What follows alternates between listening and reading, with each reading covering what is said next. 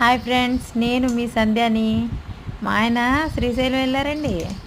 వస్తా వస్తా అక్కడ ఇవి రొయ్యలు కనపడినాయి అంట. ఇవి ఏం చేస్తారు అని నాకు వీడియో కాల్ చేస్తే, ముందు అర్జెంటుగా అట్లా కొని ఇంటికి పట్టుకురా, ఆ తర్వాత నేను ఏం చేస్తానో చూపిస్తానని తీసుకురమ్మన్నానండి. ఆయన తినరు, నేనైతే రొయ్యలు తింటాను. ఎందుకంటే మనది గోదావరి కదా, అందుకు.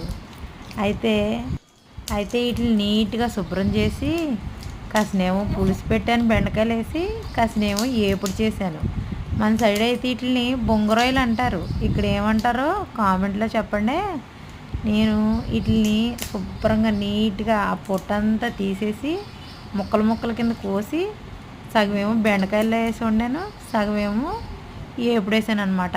ఒక్కొక్కటి చాలా పెద్దగా ఉన్నాయి.